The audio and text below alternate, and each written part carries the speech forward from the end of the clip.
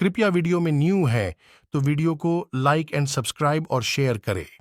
कथा उस समय की है जब परमपिता ब्रह्मा पंचमुखी थे। उनके चार मुख चारों वेदों का पाठ करते थे, किंतु ऊर्ध्वमुखी पांचवा मुख सदैव महादेव की निंदा करता था। इससे रुष्ट होकर महादेव ने ब्रह्मदेव से युद्ध किया और उनका वो पांचवा मुख काट दिया। ब्रह्मदेव युद्ध से अत्यंत श्रमित थे और अपना पांचवा मुख काटने पर अत्यंत क्रोधित भी। उसी क्रोध एवं श्रम के कारण उनके शरीर के पसीने से एक अत्यंत भयानक दैत्य ने जन्म लिया।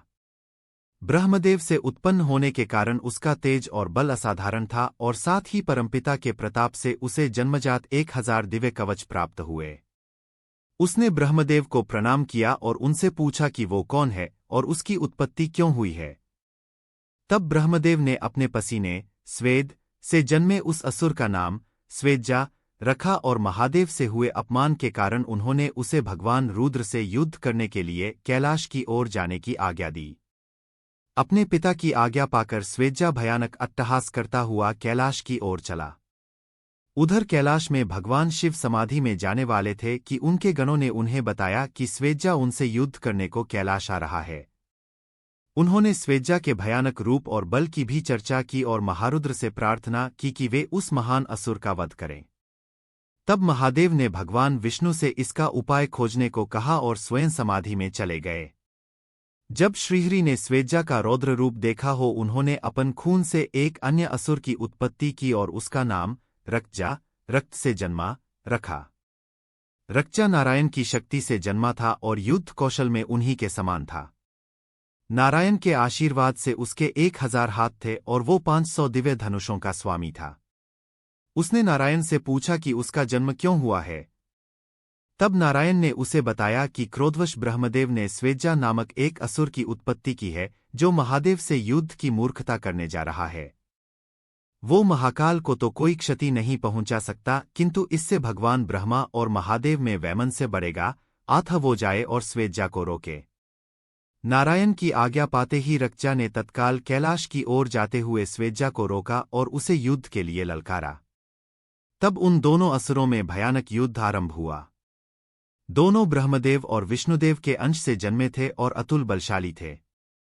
दोनों के बीच वो युद्ध कई वर्षों तक चलता रहा। उस युद्ध में रक्तजा ने स्वेज्जा के 999 कवच तोड़ डाले, वही स्वेज्जा ने रक्तजा के 998 हाथ काट डाले और 500 धनुषों का नाश कर दिया। अब रक्तजा के पास को अस्त्र शस्त्र शेष नहीं था, किंतु स्वेज्जा के पास उसका एक दिव्य कवच अभी भी बाकी था। नारायण समझ गए कि उस युद्ध में रक्तजा स्वेज्जा से पराजित हो जाएगा।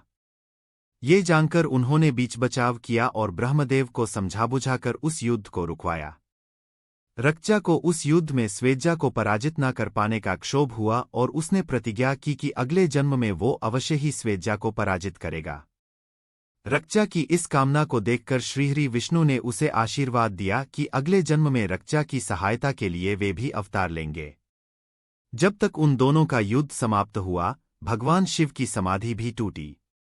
वे वहां आए और स्वेज्जा और रक्तजा के पराक्रम को देखकर अत्यंत प्रसन्न हुए। उन्होंने दोनों को ब्रह्मदेव एवं नारायण से मांग लिया और फिर सूर्यनारायण को स्वेज्जा और देवराज इंद्र को रक्तजा के संरक्षण का दायित्व सौंपा। समय आने पर सूर्यदेव के तेज से स्वेज्जा कर्ण और इंद्रदेव के तेज से रक्तजा अर्जुन के रूप में जन्मे। उसी युग में नारायण श्रीकृष्ण के रूप में अवतरित हुए। कर्ण अपने बचे हुए उस एक कवच के साथ ही जन्मा, किंतु श्रीकृष्ण और देवराज इंद्र के छल के कारण उसे अपना कवच दान करना पड़ा और अर्जुन ने अपने पूर्वजन्म की प्रतिज्ञा के कारण अंतःकरण को पराजित किया और उसका वध किया।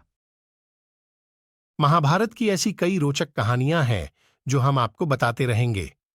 हमसे जुड़े रहने के लिए हमारे चैनल को सब्सक्राइब कीजिए। आपका बहुत बहुत धन्यवाद।